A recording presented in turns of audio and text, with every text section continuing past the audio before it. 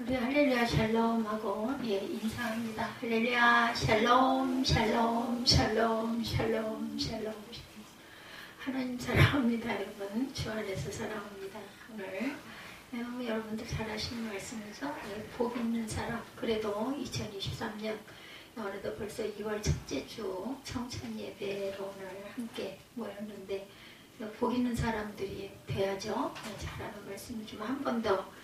그래서 오늘 본문 3절까지 내가 왜 올렸었나 하고 이렇게 보니까 3절까지는 복 있는 사람, 4절부터 6절까지는 복 없는 사람이에요. 그래서 복 있는 사람만 딱 집어가지고 3절까지 함께 물론 다른 거 다 이제 비교 뒤에 부분은 악인들은 그렇지 아니하다라고 나왔으니 그래도 유념해야 되겠죠. 시편은 모두 다 몇 편? 150편. 그리고 시작이 이렇게 되죠. 복 있는 사람은 악인들의 그 꾀를 따르지 아니하며 죄인들의 길에 서지 아니하며 오만한 자의 자리에 앉지 아니하며 오직 야훼 율법을 즐거워하고 그 율법을 주야로 묵상하는 자로다. 그는 시냇가에 심은 나무가 철을 따라 열매를 맺으며 그 잎사귀가 마르지 아니함 같으니 그가 하는 모든 일이 형통하리로다. 그래서 오늘 제목이 형통하리로다입니다. 부분적으로 나눠봅니다. 복 있는 사람, 어떤 사람? 악인의 꾀를 따르지 않고 죄인들의 길에 서지 않고 오만한 자들의 자리에 앉지 아니하며 오직 야훼 율법을 즐거워하고 그 율법을 주야로 묵상하는 자. 아멘. 그는 시냇가에 심은 나무가 철을 따라 열매를 맺고 잎사귀가 마르지 아니함 같으니 그 하는 모든 일이 다 형통하리라. 그러나 이것은 셋이 아니라 하나죠. 같은 사람이에요. 이럴 때 대부분 사람은 복 있는 사람이 되기 위해서 무엇을 어떻게 하느냐로 접근을 하죠. 저처럼 3절까지는 복 있는 자고 4절부터 6절까지는 악한 길에 가는 사람이구나 딱 이렇게 나눕니다. 그렇죠? 그래서 악인의 길을 따르지 아니하며 죄인들의 길에 서지 아니하고 이게 묵상하는 자가 복 있는 사람이다. 악인의 꾀를 따르지 아니하고 죄인의 길에 서지 아니하며 오만한 자들의 자리에 앉지 아니하며 오직 야훼 율법을 즐거워하고 율법을 주야로 묵상하는 것은 누구나 복 있는 사람이 되기 위한 조건이죠. 그렇게 해서 복 있는 사람이 되면 어떻게 돼요? 그가 시냇가에 심은 나무가 철을 따라 열매를 맺고 잎사귀가 마르지 아니함 같으니 그가 하는 일이 모두 형통한다. 복을 비로소 받는다는 거예요. 그렇게 하지 아니하면. 그래서 우리는 복 있는 사람이 되려고 소망합니다. 그죠? 소원합니다. 소망합니다. 간구합니다. 아멘. 그래서 악인의 꾀를 따르지 않고 죄인의 길에 서지 않고 오만한 자들에 서지 않고 오직 야훼 율법을 즐거워하고 율법을 주야로 묵상하려고 다들 마음을 먹어요. 노력을 하죠. 특히나 성부영신 그리고 신년 첫 번째 첫날 예배를 드릴 때 다 결단을 해요. 그죠? 그런데 그게 그렇게 쉽지가 않다라는 거예요. 그렇게 살도록 되어 있지가 않아요. 어디가 세상이. 우리가 핑계함은 그겁니다. 어떻게 세상이 꼭 그렇기만 해. 아닌 게 더 많아. 이런 얘기 하죠. 죄인이기 때문에 육신의 일을 생각하며 살도록 되어 있어요. 속성이 만들어지기를. 뭐가? 유전자가. 그죠? 우리가 내적인 범죄, 자범죄를 갖고 있기 때문에 챙겨 먹은 것 자체가 죄 속에 살아가도록 그걸 좋아하도록 만들어놨다. 육신의 일을 자꾸 생각하면 눈에 보이는 게 다 그런 것들이니까 누가 어디서 그러더라고요. 눈에 보이지 않는 것만 눈에 보이는 것만 다가 아니야. 눈에 보이지 않는 게 얼마나 많은지 몰라요. 맞죠? 하나님도 그렇게 말씀하셨어요. 사람 일, 특히 자기 일만 생각하며 살도록 절대로 될 수가 없다. 그래서 아무리 노력을 해도 악인의 꾀를 따르지 아니하며 죄인의 길에 서지 않고 오만한 자들의 자리에 앉지 아니하며 야훼 율법을 즐거워하고 율법을 주야로 묵상하며만 살 수가 없어. 그죠? 로마서 7장에 바울이 15절에 보면 나는 내가 하는 일을 도무지 알 수 없노라 하죠. 내가 해야겠다고 생각하는 그러한 일을 하지 않고 도리어 해서 안 되는 일을 하고 있으니 말이다. 이렇게 탄식합니다. 18, 9절에다 나는 내 속에 있는 내 육신 속에 선한 것이 깃들어 있지 않다는 것을 나는 안다. 나는 선을 행하려 하는 의지는 있지만 그것을 실행하지 않으니 말이다. 나는 내가 원하는 선한 일을 하지 않고 도리어 원치 않는 일만 한다. 그래서 뭐라 그래? 오호라 나는 공고한 자로다 그러잖아요. 21절에서 23절에도 보면 나는 법칙 하나를 발견했다. 곧 나는 선을 행하려 하는데 그러나 나에게 악이 붙어 있다라고 바울이 탄식합니다. 나는 속사람으로 하나님의 법을 즐거워하나 내 차차에는 다른 법이 있어서 내 마음에 법과 맞서 싸우며 내 지체에 있는 죄의 법에 나를 포로로 만든 걸 나는 본다. 그래서 바울은 24절에 오라 나는 공고한 자로다. 누가 이 죽음의 몸에서 나를 건져주겠느냐 이렇게 탄식하죠. 예, 그래요. 우리가 이것을 바로잡을 수가 있겠느냐, 우리의 이런 삶을 고칠 수가 있겠는가, 착하게 살아라 선하게 살아라 서로 사랑하라 등등의 말로 이 죽인 몸에서 우리가 벗어날 수 있겠는가. 우리가 수행을 하고 기도를 하고 노력한데도 이 죽음의 몸에서 벗어날 수가 있겠는가. 바울은 로마서 7장 20절에 내가 해서는 안 되는 것을 하면 그것을 하는 것은 내가 아니라 내 속에 자리 잡고 있는 뭐라 그래요? 예, 죄라고 말합니다. 죄가 내 속에 자리 잡고 있는 죄가 아니라 내가 못된 짓을 할 수 있게 자꾸 충동을 하고, 예, 그럼직하고 포함직하고 먹음직하고 좋음직하고, 예, 이익이 생길 듯하고 막 이런 것들이 보여진다. 그래서 우리는 우리의 의지는 악으려고 행을 하려고 안 해요. 마음은 선을 행하려고 합니다. 우리 안에 자리 잡고 있는 죄가 우리가 하여금 자꾸만 유혹을 합니다. 악을 행하도록. 이것은 노력으로 되는 문제가 아니고 교육으로 되는 문제도 아니고 아담의 범죄로부터 시작된 것이다. 창세기 2장 16, 7절에 보면 하나님께서 사람에게 명령하시죠. 동산에 있는 모든 나무의 열매는 내가 먹고 싶은 대로 먹되 선과 악을 알게 하는 나무의 열매만은 먹어서 안 된다. 그럼 어떻게 되리라? 그것을 먹는 날에를 반드시 너는 뭐라고? 죽는다. 죽으리라 했어요. 근데 사람이 그 열매를 먹어요. 뱀의 꼬임을 받아서 그랬어요. 이유는 있습니다. 그죠? 발단은 있었어요. 그러나 그 이전에 분명히 하나님께서 동산에 있는 모든 나무의 열매는 먹고 싶은 대로 먹어도 된다. 그런데 그 많은 나무의 열매를 마음껏 먹어도 필이면 먹지 말라는 그 선악과 그걸 그렇게 꼭 먹고 싶었을까인 거죠. 먹을 게 없어서 절대 아니에요. 그죠? 근데 왜 먹지 말라고 먹으면 반드시 죽는다고 하나님께서 말씀하신 그 열매를 유독 눈독을 들였을까? 예, 그것이 바로 사람이라는 속성이라는 거예요. 우리 그렇지 않아요? 보지 마라, 보지 마라. 그럼 더 보고 싶죠? 뭘까? 뭔데 보지 말라고 그래? 오히려 집중을 하죠. 그게 좀 무심한 사람은 차라리 나아요. 민감하고 뭔가 좀 자꾸 생각하는 사람들이 오히려 더 이 죄에 빠지기 쉽다. 이것이 바로 사람이다. 이것이 사람 속에 들어온 죄라는 거예요. 이 죄의 근성이 우리를 이끌고 간다라는 거예요. 그래서 우리는 1000개, 10,000개를 가져도 가지고 싶은 그 하나의 목숨을 겁니다.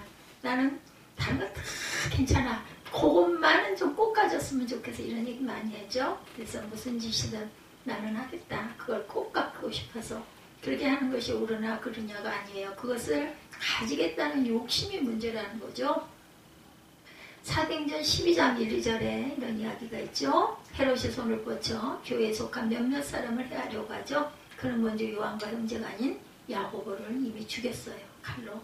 그러자 유대 사람들이 너무 기뻐한다 합니다. 그것을 보고 이제는 베드로까지 잡으려고 했어요. 그래서 베드로를 잡아서 옥에다 가두죠. 예, 왜 야고보를 죽이고 베드로를 죽이려고 했을까? 유대 사람들이 그것을 좋아하니까, 예, 민심을 사기 위해서, 백성들의 비율을 맞추기 위해서예요.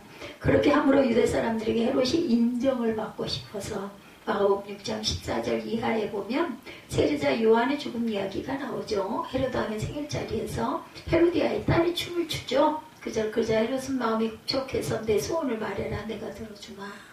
그러자 그 딸은 어머니와 상의해서 정하죠. 바로 서둘러 세례자 요한의 머리를 쟁반에 담아서 주십시오. 그리고 거기 26절에 기록됩니다. 왕은 마음이 몹시 괴로웠지만 맹세한 곳과 거기에 함께 있는 사람들 때문에 소녀가 달라는 것을 거절할 수가 없었다. 여기서도 그렇게 세례자 요한을 죽이는 것이 옳으냐 아니냐의 문제가 아니고, 예, 자존심, 자기 영광을 위해서, 자기 자존을 위해서 무슨 짓이든 할 수 있다라는 거죠. 근데 우리가 악인의 꾀를 따르지 아니하며 죄인의 길에 서지 아니하며 오만한 자들의 자리에 앉지 아니하며 오직 야훼 율법을 즐거워하고 율법을 취하러 묵상하며 살 수 있겠느냐는 거예요. 그죠? 우리가 그렇게 살아왔고 지금도 그렇게 살 수 있을까? 그죠? 아니죠. 우리가 그렇게 살 수 없어요. 정말 우리가 그렇게 살 수 없다면 우리는 결코 복 있는 사람이 될 수 없다. 그러면 그는 시냇가에 심은 나무가 철을 따라 열매를 맺고 잎사귀를 마르지 아니한 같으니 그가 하는 모든 일이 형통하리라는 복은 꿈도 꾸지 말아야 될 것인가. 그죠? 예, 복이 있는 사람이 되십시오라고 할 수 있겠는가라는 거예요. 이렇게 따지고 보면 그럼 어떻게 해야 되나? 성경을 많이 읽고 기도를 많이 하고 신학을 연구하고 그죠? 몇 장 몇 절에 어디 몇 페이지에 이런 말이 있으니까 이게 맞아 이렇게 막 증거하고 예, 그러면 성령 충만한 사람이 될 수 있는가? 예, 복을 받는 사람이 될 수 있는가? 그렇게 믿으십니까 여러분들? 아니죠. 아닙니다. 너무나 잘 알아요. 우리는 무슨 신학자가 뭐 필요해요. 그죠? 예, 성경을 보면 또 은혜로 내가 깨달아지는 게 딱 이렇게 정확하게 정답이 오는데요. 그죠? 그것을 검증하는 사람들이 신학자들이에요. 어디에 몇 페이지에 어떻게 이렇게 써있기 때문에 이게 맞다, 이게 옳은 거다, 이렇게 론을 하죠. 론. 예. 그렇게 믿는다면 예, 성경을 많이 읽고 기도를 많이 하나요? 성령 충만하면 복 있는 사람이 될 수 있다고 믿으면서 그렇게 하지 않는 것은 또 뭘까? 도대체 우리의 신앙은 뭐가 문제일까요? 예. 성경을 많이 읽고 기도 많이 하면 복 있는 사람이 되긴 합니다. 성령으로 충만하면 복 있는 사람이 돼요. 다만 우리가 왜 성경을 읽느냐 이게 중요한 겁니다. 왜 기도하느냐 이게 중요합니다. 왜 성령 충만해야 하느냐, 왜 성경을 읽어야 하느냐. 디모데후서 3장 15절에서 17절입니다. 그대는 어려서부터 성경을 알고 있습니다. 성경은 그리스도 예수를 믿는 믿음으로 말미암아 그대에게 뭐를 예, 너에게 구원에 이르는 지혜를 줄 수 있다라고 말하고 있어요. 모든 성경은 하나님의 영감으로 된 것으로 교훈과 책망과 바르게 함과 의로 교육하기에 유익하노니 성경은 하나님의 사람을 유능하게 하고 성경은 온갖 선한 일을 할 수 있게 하는 것이다. 왜 성경을 읽어야 한다고요? 성경은 그리스도 예수를 믿는 믿음으로 말미암아 그대에게 구원에 이르는 지혜를 준다고 했어요. 바로 이것 때문에 구원에 이르는 지혜를 주기 때문에 우리가 성경을 읽는 것입니다. 그러니까 성경을 통해서 우리가 예수 그리스도를 믿는 믿음이 우리 안에 점점 단단하게 자리를 잡는다라는 것. 그래서 예수 그리스도를 믿고 구원에 이르러야 한다. 성경의 목적이 뭐라고요? 예수 그리스도를 믿어서 구원에 이르려고 성경을 읽는다는 것. 성경을 읽지 않는 거야 뭐라 할 것도 없어요. 예수 믿으려고 구원을 얻으려고 출발하지도 않았으니까 성경을 읽지 않는다라는 것은, 성경을 읽는다고 해도 예수 그리스도를 믿지 못한다면, 구원을 얻지 못한다면 그건 역시 아무 소용이 없죠. 그러니까 입으로만 읽어서는 안 돼요. 여러분들 물론 몇 독을 하면 얼마나 기쁘고 좋겠어요. 그렇다 할지 못할지라도 성경을 읽을 때는 깊이 생각하면서 마음밭에 새기는 그러한 읽음이 돼야 된다는 것. 우리가 가지고 있는 성경은 구약과 신약 그죠? 있죠. 그래서 우리는 구약과 신약을 소중하게 여겨요. 그러나 엄격하게 따진다면 구약보다는 신약이 더 가까이 와서 닿죠. 신약이. 구약은 메시아에 대한 예언이라면 신약은 그 예언의 말씀이 완성된 것이에요. 짝이다 이런 얘기를 많이 하죠. 구약은 계속 언제쯤 이렇게 해서 나타나리라. 예수 그리스도의 오심을 자꾸 상징하고 거기서 나타냅니다. 그런데 신약에 오면은 예수 그리스도가 오셨어요. 신약이. 그죠? 그렇게 해서 증거하죠. 예수님의 사역들을 말씀하고. 그죠? 사복음서에. 성경은 처음부터 끝까지 예수 그리스도를 말씀하고 있어요. 그래서 이브리서 1장 1절에서 2절 상반절에 하나님께서 옛날에는 예언자를 통하여 여러 번 걸쳐 여러 가지 방법으로 조상 때 말씀하셨으나 그 마지막 날에는 누구를 통하여? 아들을 통하여 말씀하시니라. 이럴 때 아들은 누구? 예수 그리스도시죠. 2절부터 4절에 보면 히브리서 1장 2절 후반부에서 4절 하나님께서는 이 아들을 만물의 상속자로 세우셨다고 하죠. 그를 통하여 온 세상을 지으신 것이에요. 그는 하나님의 영광의 광채시오 하나님의 본체의 모습이다. 여러분들 히브리서 1장 1절부터 우리 4절까지 함께 한번 읽어볼까요? 이 시편 1편 말씀은 너무나 잘 아시는 말씀이니까 외우지 않아 다들 외우고 계실 거예요. 그래서 히브리서 1장 1절부터 4절 우리 이거는 그 쉬운 성경은 아니지만 여러분들도 아마 쉬운 성경이 아니실 거예요. 히브리서 1장 1절부터 4절 한번 읽어봅니다. 353쪽에 있어요. 잘 얼른 안 찾아지면 이렇게 해서 페이지 수로 얼른 찾으면 편합니다. 1장 1절부터 4절 옛적의 선지자들을 통하여 여러 부분과 여러 모양으로 우리 조상들에게 말씀하신 하나님이 이 모든 날 마지막에는 아들을 통하여 우리에게 말씀하셨으니 이 아들을 만유의 상속자로 세우시고 또 그로 말미암아 모든 세계를 지으셨느니라. 이는 하나님의 영광의 광채시오 그 본체의 형상이시라. 그의 능력의 말씀으로 만물을 붙드시며 죄를 정결하게 하는 일을 하시고 높은 곳에 계신 지극히 크신 이의 우편에 앉으셨느니라. 그가 천사보다 훨씬 뛰어남은 그들보다 더욱 아름다운 이름을 기업으로 얻으시니 하나님께서 어느 때 천사 중 누구에게 너는 내 아들이라 오늘 내가 너를 낳았다 하셨으며 또다시 나는 그에게 아버지가 되고 그는 내게 아들이 되리라 하셨느냐.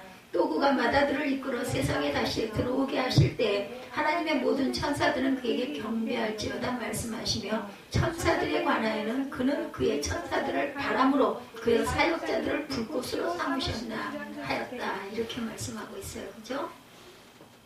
그는 자기의 능력 있는 말씀으로 만물을 깨끗하게 보존하시는 분이시다라고 얘기하죠. 그는 죄를 깨끗하게 하시고 높은 곳에 계신 존엄하신 분의 어디에 우편에 앉으셨느니라. 천사보다 훨씬 높게 되셨은 천사보다 더 빼어난 이름을 물려받으신 것이다. 이 아들이 이 땅에 오신 하나님의 아들이에요. 이 땅을 구원하시기 위하여 오신 예수 그리스도시라는 거죠. 예, 천사들은 바람으로 사역자들로 불꽃으로 천사들을 부르시는 거죠. 8절에도 아들에 관하여는 하나님이여 주의 보좌는 영영하며 주의 나라의 균은 공평한 균이라 이렇게 얘기하고 있습니다. 이분이 오셔서 십자가 위에서 죽으심으로 우리의 모든 죄를 깨끗하게 사해 주셨어요. 그래서 구원을 주셨죠. 오늘 우리가 성찬을 했습니다. 예수 그리스도의 물과 피를 먹고 마심으로 피와 살을 먹고 마심으로 우리가 또 이 한 달도 주님의 그런 능력 안에서 하나가 되어서 잘 가겠습니다라는 고백을 여러분들이 하신 거예요. 죽음에서 다시 살아나심으로 우리에게 영원한 생명이 되셨기 때문에 우리도 또한 영원한 부활의 생명을 누리게 됩니다. 그리고 높은 곳에 계신 존엄하신 분의 우편에 앉아 계시고 머지않아 세상을 심판하러 오실 것이며 지금도 우리를 위하여 뭐하고 계세요? 중보하고 간구하고 계신다. 이 이야기를 구약의 예언자들이 미리 말한 거예요. 구약 성경은 반드시 메시아가 오실 것이라고. 그분이 오시면 유대 사람이나 유대인이나 헬라인이나 그죠? 모두 구원을 받게 될 것이라는 거죠. 그렇게 되기 위해서 그분은 고난을 겪으시고 죽으실 것이다. 이사야도 예레미야도 똑같이 얘기합니다. 그래서 구약은 이런저런 옛날 이야기가 아니고 왕들의 이야기가 아니고 이스라엘 역사 이야기도 아니고 예수 그리스도에 관한 이야기가 증거가 되고 있고 예수 그리스도가 주인공이시다. 그렇게 구약에서도 예수 그리스도를 만나야 한다라는 거, 예수 그리스도께서 누구인지 왜 그분을 믿어야 하는지를 우리가 알아야 합니다. 그래서 예수 그리스도로 말미암아 우리의 모든 죄가 용서되어져야 한다. 이럴 때 죄의 용서함을 그저 우리가 매일 짓는 죄 정도로 여기지 마시고 우리는 죄 용서라고 하면 어려서부터 지은 죄를 생각하죠. 그래서 회개했다 하면 어려서부터 지은 모든 죄를 하나님께서 아뢰므로 깨끗이 사라졌다 이렇게 여깁니다. 다만 그런 거라면 그것이 죄 용서함이라면 다시는 그런 죄를 짓지 말아야 되겠죠. 근데 우리는 여전히 살면서 죄를 안 짓고 살 수가 없어요. 그런 사람 한 사람도 없죠. 그러면 뭐예요? 거짓말한 거예요. 그죠? 미워했어요. 다투었어요. 도둑질했어요. 물론 죄 용서함이란 것은 우리가 지은 죄가 없어지는 건데 그래서 없어지는 게 아니죠. 우리가 지은 모든 죄는 우리가 죽어야 없어져요. 왜냐하면 죄의 삭은 죽음이기 때문이죠. 죄의 삭은 뭐라고요? 사망이니라. 그래서 성경은 거듭남에 대해서 말씀하고 있어요. 요한복음 3장 5절에 내가 진정으로 너희에게 말한다. 누구든지 물과 성령으로 나지 아니하면 하나님의 나라에 들어갈 수가 없다고 그래요. 고린도후서 5장 17절에도 누구든지 그리스도 안에 있으면 새로운 피조물이라. 보라, 이전 것은 지나갔으니 새 것이 되었도다. 예수 그리스도를 믿는다는 것은 그냥 우리가 그동안 지은 죄가 사라지는 정도가 아니에요. 그리스도를 믿는다는 것은 우리의 삶, 우리의 존재 자체가 바뀌는 것입니다. 옛사람은 사라지고 새 사람이 돼서 무엇부터 바뀌어야 할까요? 생각부터 바뀌어야 합니다. 이런 사람을 신약성경에서 어떤 사람이다? 오늘 본문의 말씀에 복 있는 사람, 그죠? 물질이 있어서 건강하게 사는 것이 복이다 이렇게 생각하는 사람이 있습니다. 그러나 신약성경에서는 복은 오히려 그런 것이 없어도 복이다. 우리가 은혜를 받고 뭔가 기적을 경험하고 하나님의 은총 속에 살면 그게 복 있는 자다. 신약성경에 놀라운 기적을 경험한 사람들이 많이 있죠. 가난한 사람, 예, 병든 사람, 오늘 우리 일부 예배 때도 같이 나눴던 것처럼 허리가 18년이나 꼬부라져서 하늘을 쳐다볼 수 없는 여인이 나오죠. 예, 그랬을 때 예수님께서 보시고 네가 나았다라고 말씀을 하세요. 도저히 고칠 수 없는 질병을 앓는 사람, 심지어 죽은 사람, 대부분 이런 사람들이에요. 예, 이런 사람들이 주님 앞에 나아갑니다. 이런 사람들이 예수의 기적을 체험하죠. 오히려 부족하다고 하는 것이 은혜를 경험하는 기회가 되는 거. 그래서 저도 가끔은 그런 생각합니다. 내가 몸이 이렇게 불편하지 않았더라면 내가 온종일 하나님께 묵상하면서 지낼 수 있을까. 뭐 입으로 시간을 내서 기도하진 않지만 무엇을 하든지 뭐 음식을 할 때도 예, 제가 수영장에서 수영을 할 때도 예, 무엇을 볼 때도 항상 하나님 생각을 합니다. 그 마음으로 항상 하나님 이거 이루어 주시옵소서. 이건 어떻습니까? 문득 하나님이 성령께서 예, 말씀도 해주시고 영으로 오셔서 감동도 주시고 예, 기쁨도 주시고 감사도 할 수 있게 해주시고 얼마나 감사한지 몰라요. 제가 막 이렇게 몸이 이렇지 않았더라면 그렇진 않았을 것 같아요. 그러니까 약할 때 강함이라고 말씀하시죠. 복이라는 것이 물질이 많고 적음에 있는 것이 아니라는 거죠. 주님의 은혜가 복입니다. 그래서 마태복음 5장은 마음이 가난한 자, 슬퍼하는 사람, 온유한 사람, 의에 줄이고 목마른 사람, 자비한 사람, 마음이 깨끗한 사람, 평화를 이루는 사람, 의를 위하여 박해를 받는 사람, 이런 사람이 복 있는 자다 이렇게 얘기를 하죠. 누가복음 11장 27, 8절에 여자에게 있어 복은 아이를 잉태하고 젖을 먹이는 것이 아니라 하나님의 말씀을 듣고 지키는 사람이다 이렇게 얘기합니다. 하여간 복이라는 단어의 그리스도 마카리오스라는 말은 신약성경 안에 50번이나 나옵니다. 50번. 그 중에 요한계시록에 나오는 복에 대한 구절을 한번 봅니다. 계시록 14장 13절에 나는 또 하늘에서 들려오는 음성을 들었습니다. 기록하여라. 이제부터 주님 안에서 죽는 사람들은 복이 있다. 아멘. 어디 안에서? 주님 안에서 죽는 사람은 복이 있습니다. 그래서 성령께서 말씀하죠. 그렇다. 그들은 수고를 그치고 쉬게 될 것이다. 그 일에 행한 일이 그들을 따라다니기 때문이다. 그가 행한 일이, 그들이 행한 일이 그들을 따라다닌다고 그래요. 여러분들 가끔 그러지 않아요? 너무나 힘들고 공부할 때 좀 쉬었으면 좋겠어. 그만 좀, 나 좀. 저 가끔 그래요. 하나님 저 그냥 어느 날 잠자는 것처럼 싹 그냥 하늘나라 가게 해주시면 안 될까요? 또 생각납니다. 신학교 때 같은 그 동년배 학우들이 무슨 복에 그렇게 될 거라고 생각하느냐고 이렇게들 웃었던 기억이 납니다. 계시록 16장 15절에 보면 부활한 내가 도둑처럼 올 것이다. 그죠? 그날이 도둑처럼 깨어있어서 자기 옷을 갖추어 입고 벌거벗은 몸으로 돌아다니지 않으며 자기의 부끄러운 데를 남에게 보이지 않는 사람은 복이 있다. 이렇게 말하고 있어요. 계시록 19장 9절에도 또 천사가 나에게 말합니다. 어린 양의 혼인잔치에 초대를 받은 사람 복이 있다. 그리고 또 말하죠. 이 말씀은 하나님의 참된 말씀이다. 계시록 22장 7절에도 부활한 내가 곧 오겠다 하신 주님의 말씀을 기억하여라. 이 책에 기록된 예언의 말씀을 지키는 사람은 복이 있노라. 계시록 22장 14절입니다. 생명나무에 이르는 권리를 차지하려고 그리고 성문으로 해서 도성에 들어가고 자기 겉옷을 깨끗이 빠는 사람은 복이 있다. 기억나시죠 여러분들? 그래서 요한계시록은 예수 그리스도로 말미암아 구원받은 사람이 복이 있다고 말해요. 그래서 그리스도 안에서 죽은 사람은 복이 있는 자라는 겁니다. 계시록 1장 3절에도 이 예언의 말씀을 읽는 사람과 듣는 사람과 그 안에 기록되어 있는 것을 지키는 자는 복이 있다 말씀하죠. 그때가 이제 가까이 왔다라는 거예요. 우리가 예수 그리스도를 믿었다는 것은 복입니다. 선택받은 거예요 여러분들. 뭐 예수 믿는 사람 많잖아요. 뭐 그냥 흔해 빠진 것 같잖아요. 뭐 교회 다니는 게 뭐 그게 뭐 대수야? 라고 생각하지요. 근데요 정말로 특혜를 받은 거예요. 아무리 믿으려고 해도 믿지 못하는 사람들이 있는 거 아시죠? 우리 주변에도 있습니다. 성경 말씀을 읽고 듣고 그 안에 기록되어 있는 것을 지키고 있으니 우리는 복 있는 사람이라는 거. 세상에 얼마나 많은 엉터리들이 많이 있습니까? 껍데기만 그렇다죠. 알맹이는 아예 없는 경우도 많아요. 빈탕들 많죠. 소리만 컸지 아무 능력이 없는 경우는 또한 얼마나 많습니까? 가짜이면서도 진짜인 척하는 경우는 또한 얼마나 많아요. 짝퉁이죠, 짝퉁. 나는 혹시 그런 부류에 속하는 부분이 없는지 우리가 돌아봐야 합니다.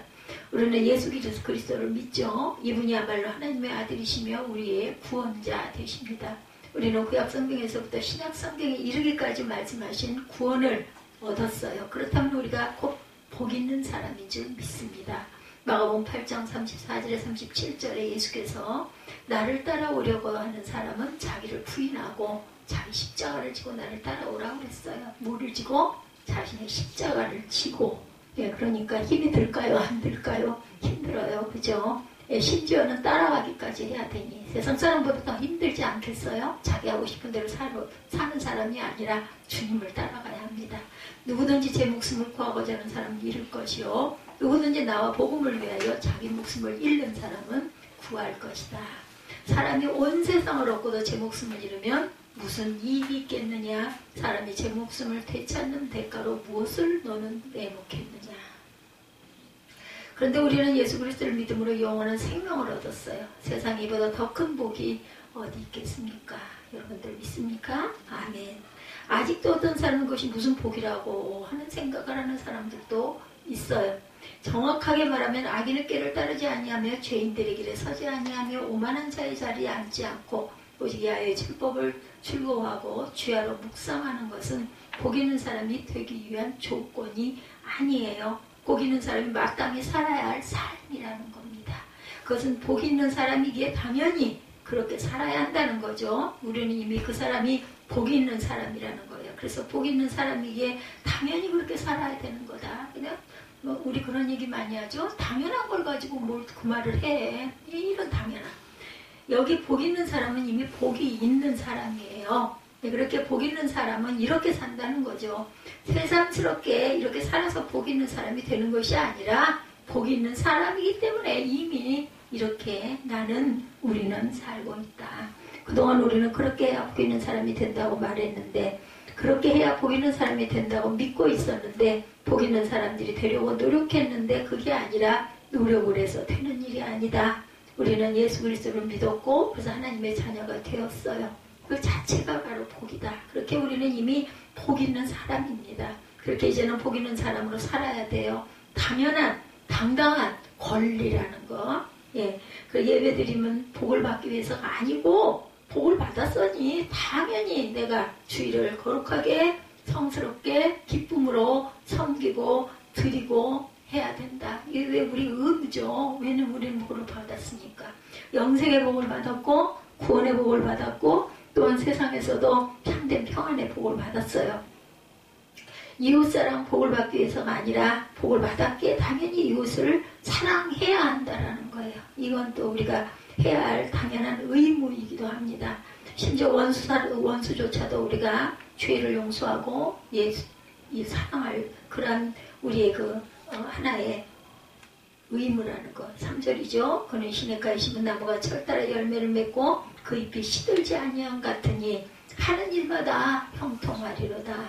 여러분과 제가 복 있는 사람이 되었음을 이미 선언하고 있습니다. 우리는 이미 복 있는 사람이다. 그래서 시냇가에 심은 나무처럼 철따라 열매를 맺고 그 잎이 시들지 아니함 같이 하는 일마다 잘 될 줄 믿습니다. 분명하게 기억할 것. 4절에서 5절. 악인은 그렇지 않으니 한낮바람에 흩날리는 쭉정이와 같다. 그러므로 악인은 심판받을 때 몸을 가르치지 못하며 죄인은 의인의 모임에 들지 못한다. 예, 여기 의인과 악인을 대비해서 보여주고 있죠. 의인은 하나님마다 잘 되는데 악인은 바람에 나는 겨와 같다. 쭉정이 같다. 예, 겉은 나달 같은데 속이 텅 비어있는 텅텅 빈 그런 거 있죠. 우리 열매들 보면 푹 하고 들어가 버리는 거. 결국 심판들의 몸을 가르지 못하고 의인의 모임 구원의 자리에는 당연히 들지 못한다. 우리 예전에 키질 저는 압니다. 여러분은 아마 잘 모르실 것 같은데 하면은요. 알맹이는 거기 그 키에 다 내려앉고 쭉정이로 위로 다 날아가 버려요. 보기에는 똑같이 생겼는데 그래서 고르죠. 온전한 곡식과 아닌 것과. 또 우리 쌀 씻을 때 어때요? 보면 위에 뜨죠. 쓸데없는 것들은 다 텅텅 빈 것들은 가벼워서 뜹니다. 그럼 우리 그거 버리지 않습니까? 예. 기억할 것 6절에 의인의 길은 주님께서 인정하시나 악인 길은 망할 것이라고 얘기하고 있어요. 예, 오직 여호와의 율법을 즐거워하고 그 율법을 주야로 묵상해야 된다. 예, 망할 것은 아무렇게나 살지 말아야 된다. 복 있는 사람답 맞게 살아가라는 거예요. 하나님을 사랑하시고 이웃을 내 몸과 같이 사랑하십시다. 옛 어른들이 말하죠. 남의 눈에 눈물 나게 하면 지 눈에 피눈물 난다. 이런 얘기. 우리 선인들이 참 그 인생을 살면서 깨달은 것들을 이렇게 얘기하는 그 표현이 이제는 제가 또 나이가 이만큼 드니까 아주 굉장히 몰랐던 것도 문득문득 생각이 나가지고 그런 그 생각을 정말 옳은 말씀들을 하셨다 이런 생각을 저는 요즘에 합니다. 그들이 경험한 이야기들이죠. 그 나이가 드신 분들은 하물며 공의로우신 하나님은 어떠시겠어요? 예, 그 많은 세월을 오시면서 그죠? 예, 하나님께서 주신 복은 나만을 위해서가 아니고 이 땅의 모든 사람을 구원하시기 위해서 어디 누구까지도 악한 자까지도 마지막까지도 구원하시려고 아직도 기다리고 계신다는 거. 왜요? 낳으셨잖아요. 피조물이잖아요. 다 똑같아요. 예, 우리가 자식이 있으면 자식이 5, 6, 10 있어도 아주 못난 자식, 말 안 듣고 말썽 피고 온전치 못한 자식이 더 마음이 안타까워요. 똑같은 거죠. 하나님의 마음도. 그죠? 아직 나를 모른다고 하고 나를 부정하고 제 길로 막 제 갈 길로 엉망진창으로 살고 이런 자들 보면 우리는 막 밉잖아요. 우리 저 자식 저 따위야. 정말 미운 생각 진짜 들어요. 그런데 하나님은 오히려 불쌍히 여기시고 아이고 저 녀석 구원을 못 받으면 저거 마지막 때 구원 못 받으면 이제 영벌 멸망의 구렁텅이로 빠져서 끝나는데 저거 어떡하나 안타까워하신다라는 거. 그렇기 때문에 우리는 때를 얻든지 못 얻든지 내 이웃에게 이웃이라는 것은 내가 가장 아끼는 가까운 사람으로부터 그죠? 그 사람들 구원받지 못했으면 자꾸 기도해줘야 돼. 뭐 억지로 어쩔 수가 없어요. 요즘엔 특히나 예전에 억지로 따라다니기라도 했는데 요즘에는 안 그러잖아요. 우리 자녀들도 기도해야죠. 어떡합니까? 그리고 더 사랑해줘야죠. 엄마가 예수 믿더니 그래도 다른 엄마들하고 좀 다르네. 그죠? 이런 말이 마음이 들게 해줘야 되는 거. 내가 먼저 실천을 해야 합니다. 창세기 12장 2, 3절입니다. 내가 너로 큰 민족을 이루게 하고 너에게 복을 주어 내가 크게 이름을 떨치게 하겠다. 너는 복의 근원이 될 것이다. 아브라함에게 이렇게 말씀하셨어요. 너를 축복하는 사람에게 내가 복을 베풀고 너를 저주하는 사람에게 내가 저주를 내릴 것이다. 땅에 사는 모든 민족이 너로 말미암아 복을 받을 것이다. 나로 말미암아 내 주변의 사람들이 복을 받을 수 있도록 우리는 늘 뭘 막 사다 주고 뭐 그러라는 얘기가 아니죠. 하나님의 성품을 보일 줄 아는 저와 여러분들이 되어야 한다는 겁니다. 하나님의 목적은 우리로 말미암아 땅의 모든 족속이 복을 받도록 하기 위함이라는 것. 그래서 그들이 우리를 축복하면 그들에게 하나님께서 복을 베푸신다라는 것. 그들이 모두 우리를 저주하면 하나님께서 그들에게 저주를 내리십니다. 그러면 세상 모든 사람이 복을 받게 하려면 어떻게 해요? 그들이 우리를 축복하게 해야 됩니다. 어떻게든 감동하게끔 해야 돼요. 우리 마음은 정말 힘들고 어려워서 그냥 막 얘기를 하자면 썩어 문드러지는 한이 있어도 우리 자녀가 어때요? 정말 엄마 마음 너무 몰라줄 때 많잖아요. 그러면 막 마음속으로 때로는 어휴 저 자식 이러죠. 미운 생각이 들어가지고 그래도 또 어떻게 해야지. 왜? 하나님도 나에게 그렇게 해서 나를 구원해 주셨는데 이 마음이 있다면 믿지 않는 엄마보다 더 애를 쓰고 노력을 해야 된다는 거. 땅의 모든 족속이 복을 받게 될지 저주를 받게 될지는 누구에게 저와 여러분의 손에 달려있다는 것 잊지 마시기 바랍니다. 우리는 예수 그리스도를 믿음으로 구원을 얻은 복 있는 사람인 줄 믿습니다. 그렇게 복 있는 사람으로 당당하게 가슴을 펴고 두려워하지 말고 겁내지도 말고 뭐 그냥 쉽게 저는 그 생각 많이 죽게 하겠어. 또 죽으면 어때? 갈 곳 있는데 그죠? 우리 집이 없다는 거 얼마나 그 위태롭고 마음이 불안한 거 아시죠? 나는 갈 곳이 있어. 나 뭐 정말 너무나 공부하고 죽겠는데 그냥 데려가시면 나는 그냥 여기 남은 사람들 너무나 보고 싶은 사람 직접 만져보지 못할 수 있으니 그게 너무 안타깝긴 하지만 아이고 하나님 나 편안하게 평안하게 쉬겠습니다. 내가 그 자격이 있을지 없을지는 판단은 하나님이 하시겠지만 그 소망을 갖고 우리 살지 않습니까? 악인의 길을 따르지 아니하며 죄인들의 길에 서지 아니하며 오만한 자들의 자리에 앉지 아니하며 오직 야훼의 율법을 즐거워하고 그의 율법을 주야로 묵상하며 살아가는 저와 여러분이 되시기를. 그렇게 됐을 때 시냇가에 심은 나무가 철을 따라 열매를 맺고 잎사귀가 마르지 아니함 같은 형통함이 여러분과 저에게 그렇게 되면 무슨 열매가 맺히겠어요? 아름다운 열매가 주렁주렁 빈탐이 아닌 꽉 들어찬 열매가 맺히게 될 줄 믿습니다. 이렇게 사나 저렇게 사나 우리 인생은 어쨌든 내가 가고자 해서 가는 게 아니라 내 지혜 그 하나님께서 주신 그 생명의 그 연수만큼 땅에서 살아요. 그죠? 그러면서 우리는 그죠? 하나님께서 주신 내게 주신 달란트로 열심히 섬기고 열심히 퍼주고 열심히 사랑하고 있다가 가면 진정한 축복의 사람, 영생의 사람이 온전하게 되실 줄 믿습니다. 이 마음을 가지고 가끔 공부하고 답답할 때 시편 1편을 묵상하세요. 그냥 외우기도 하시니까 뭐 성경을 한 번 더 들여다보든 아니면 눈을 감고든 그냥 나는 이렇게 복 있는 사람이다. 형통한 사람이다. 하나님께 은혜를 받았다. 나는 예수를 믿는다. 예수님 살아계심도 믿는다. 성령님도 믿는다. 이 하늘 보좌에서 나를 위해서 바라보고 계시고 기도해 주시는 주님이 계시니 나는 외롭지 않다. 이렇게 입술로 고백하시고 외치는 저와 여러분들의 믿음이 되시기를 주님의 이름으로 축복합니다.